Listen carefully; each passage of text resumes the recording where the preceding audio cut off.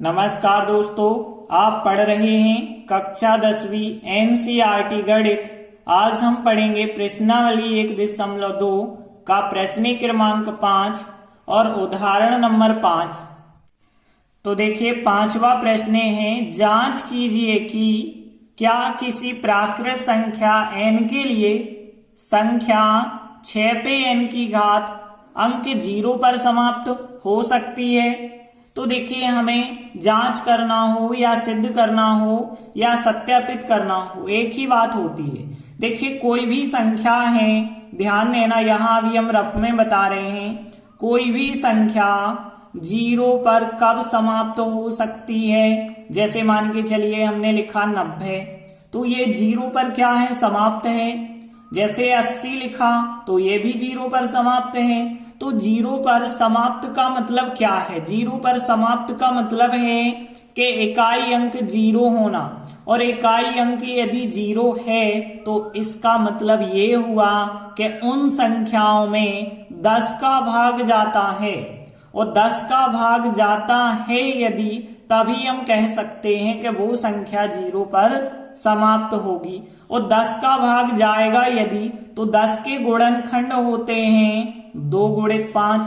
तो इसका मतलब है यदि किसी संख्या में 10 का भाग जा रहा था तो 2 का भाग भी जाएगा और 5 का भाग भी जाएगा। मतलब वो संख्या जो होगी 2 से भी विभाजित होगी और 5 से भी विभाजित होगी। तो हमें पता करना होगा कि उस संख्या के यदि गुणनखंड 2 या 5 हो रहे हों, क्योंकि वो 2 से और 5 से विभाजित होनी चाहिए, और यदि गुणनखंड 2 या 5 दोनों मिल जाते हैं तो हम कह सकते हैं कि वो संख्या जो है 10 से विभाजित हो जाएगी, मतलब 0 पर वो संख्या समाप्त हो जाएगी।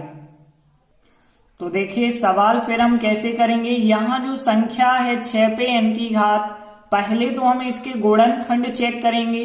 तो देखिए, 6 के गुणनखंड आपको पता है, 6 को हम 2 गुणित 3 लिख सकते हैं ना। 6 के गुणनखंड 2 गुणित 3, और जो घात n की है वो n की घात वैसे ही लगा देना।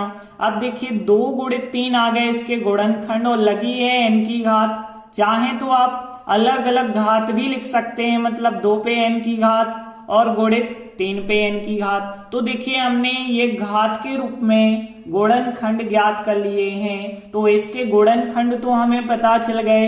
अब देखिए, एक तो गुणनखंड 2 आ रहा और एक तो 3 आ रहा, और हमने आपको अभी अभी बताया कि कोई भी संख्या 0 पर समाप्त होती है कब? जब वो 2 से भी विभाजित हो, 5 से भी विभाजित हो, मतलब उसके गुणनखंड 2 हो और 5 हो।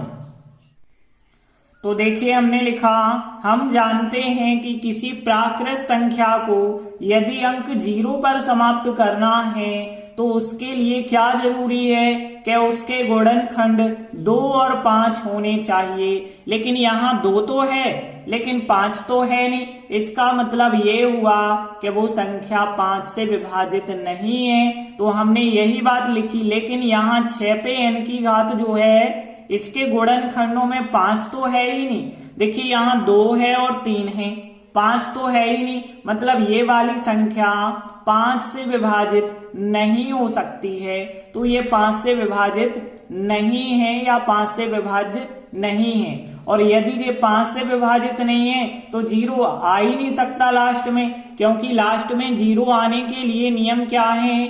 2 और 5 दोनों संख्याओं से विभाज्य होना चाहिए। 2 का भाग भी जाना चाहिए, 5 का भाग भी जाना चाहिए। यहाँ 2 तो है गुणनखंड, 2 का भाग तो चला जाएगा, लेकिन 5 का भाग नहीं जाएगा, क्योंकि 5 गुणनखंड नहीं है, मतलब वो संख्या 5 से विभाज्य नहीं है। और यदि 5 से विभाज्य नहीं है तो फिर हम कह सकते हैं कि अतः किसी प्राकृत संख्या n के लिए 6 पे n की घात जो अंक है वो 0 पर समाप्त नहीं हो सकता है।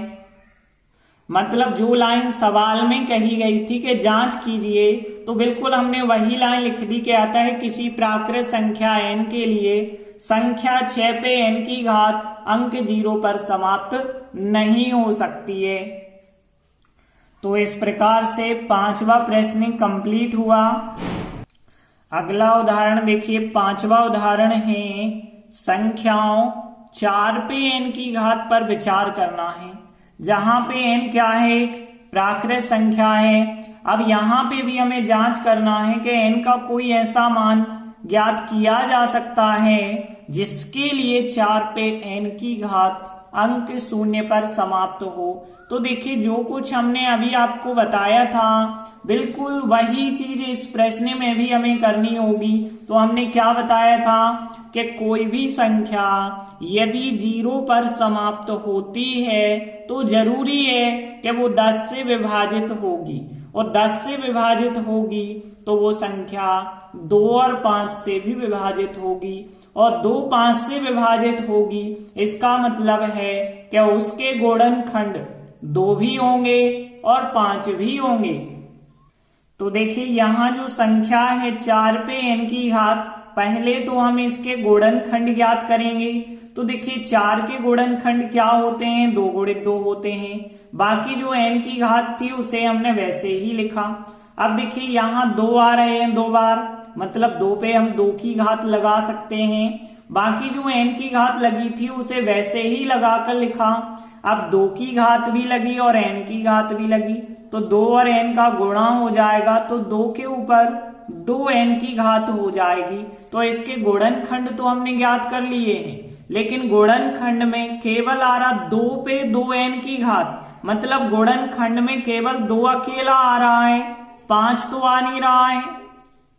जबकि नियम क्या होता है कि 2 और 5 दोनों गुणनखंड होने चाहिए, तभी वो संख्या 0 पर समाप्त हो सकती है। तो बिल्कुल यही बात हम लिखेंगे जो पिछले प्रश्न में भी हमने आपको बताई थी कि हम जानते हैं कि किसी प्राकृत संख्या को यदि हमें 0 पर समाप्त करना है तो गुणनखंडों में 2 और 5 होना जरूरी है। यदि 2 और 5 हैं, 2 या 5 के अलावा कोई और एक्स्ट्रा संख्या है चल जाएगी, लेकिन 2 भी होना चाहिए और 5 भी होना चाहिए। यहाँ तो केवल 2 अकेला है, 5 तो है ही नहीं। तो हमने लिखा कि लेकिन यहाँ जो 4 पे n की घात थी, इसके गुणनखंड में 5 तो आया ही नहीं है, और 5 नहीं आया मतलब 5 से यह संख्या विभाजित नहीं होगी। जब 5 से विभाज्य नहीं होगी तो फिर हम कह सकते हैं कि जो 4 पे n की घात संख्या है वो अंक 0 पर समाप्त नहीं हो सकती है। तो n का ऐसा कोई मान नहीं संभव होगा। तो देखिए, हमने फिर यहाँ पे लिखा कि अतः संख्याओं जो 4n की बात हो रही थी, जहां पे n एक प्राकृत संख्या थी, उसके लिए n का ऐसा कोई मान नहीं हम ज्ञात कर सकते ताकि 4 पे n की घात अंक 0 पर समाप्त होता हो। मतलब जो लाइन हमने लिखी है यह लाइन बिल्कुल प्रश्न की ही है।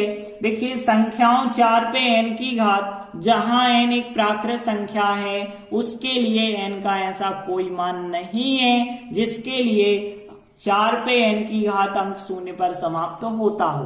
मतलब प्रश्न की लाइन आपको लिख देना है, बस अतः करके लिखना है। तो इस प्रकार से उदाहरण 5 भी कंप्लीट हुआ। देखिए, दोनों सवाल बिल्कुल एक जैसे सवाल हैं। इसमें थोड़ी सी आपको समझ के अच्छी भाषा लिखनी है, जो कि किस प्रकार से लिखनी है हमने बताई है। आप परीक्षा में बिल्कुल इसी प्रकार से लिखेंगे। धन्यवाद।